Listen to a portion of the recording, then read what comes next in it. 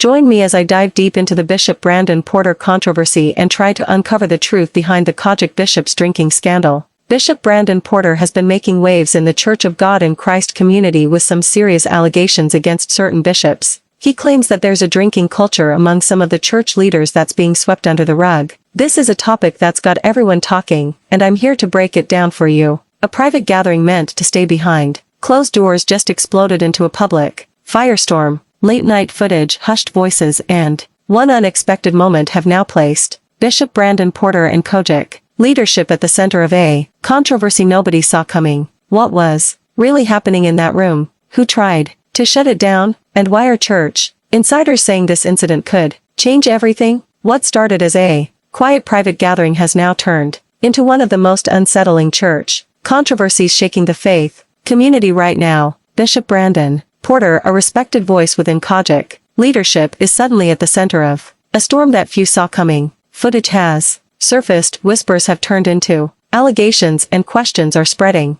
faster than answers. Was this just a misunderstanding taken out of context? Or is there something deeper happening behind closed church doors? Why are elders being named in private behavior that directly clashes with public sermons? And most importantly, who leaked what was never meant to be seen? Tonight, we are peeling back every layer of this unfolding situation, from the first shocking moment the footage surfaced to the silent reactions from leadership to what this could mean for trust inside the church. You think you have heard rumors before, but this is where it gets unbelievable. No press conference, no official announcement, no warning. The controversy around Bishop Brandon Porter and the COGIC elders did not begin with a public statement. It began the way many modern church scandals do, with a video quietly moving through group chats, private messages, and whispered conversations before it ever reached the wider internet. At first, only a few people had seen it. A dimly lit room, low voices, laughter in the background, bottles on a table, and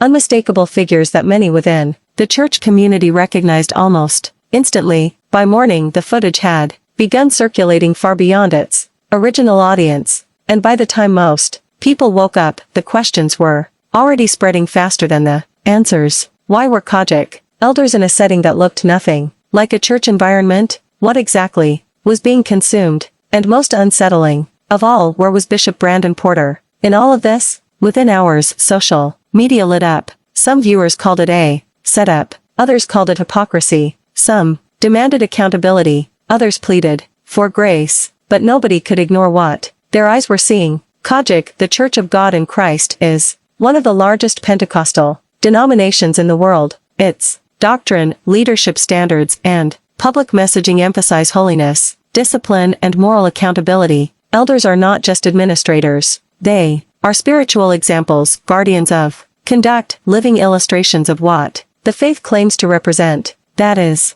what made this footage feel so jarring, because what people thought they saw clashed violently with what they had been taught to believe. As the video spread, speculation exploded in every direction. Some claimed the drinks were non-alcoholic, others insisted bottles visible in the footage matched known alcohol brands. A few tried to slow the conversation by warning against jumping to conclusions, but it was already too late. Once a scandal enters the court of public opinion, facts and emotions collide instantly. Then Bishop Brandon Porter's name entered the conversation in a way no leader ever wants to experience. Was he present that night? Was this gathering under his authority? Did he know what was happening? And if so, why had no one said anything until now? Silence from leadership only intensified the fire. No denial, no clarification, no damage control, just quiet. And in the modern media world, silence is rarely interpreted as neutrality. It is interpreted as confirmation. Inside church circles, the reaction was even more intense. Pastors called emergency meetings. Congregation leaders fielded questions they were not prepared to answer. Members who had defended leadership for years suddenly felt torn between loyalty and disappointment. Parents struggled to answer the hardest question of all from their children. The claims being made are pretty serious. We're talking about bishops allegedly engaging in heavy drinking, and not just a glass of wine at a social event, but full-blown binges. Some people even claim that this behavior is not only condoned, but also encouraged within certain circles of the church. If true, this would not only be a huge moral blow to the church but also a betrayal of the trust that church members have placed in their leaders. The impact on the COGIC community could be significant, with many members feeling disillusioned and questioning the integrity of their leaders. These allegations also raise questions about accountability and the kind of example church leaders are setting for their congregations. If bishops are engaging in this kind of behavior, what message does that send to the rest of the church? It's a slippery slope, and it's clear that there's a lot of concern within the community about the direction things are headed. Members are calling for greater transparency and accountability from their leaders. The gravity of the situation is starting to sink in, with many church members speaking out about their experiences and concerns. Some have come forward with testimonies about what they've seen or experienced firsthand, while others are demanding action from church leadership to address these allegations. Bishop Porter recently made a statement that really stood out. He claimed that there are records and evidence that back up these allegations, and that it's time for the church to take responsibility. He also called out other leaders by name, saying that they're aware of the situation and are choosing to do nothing about it.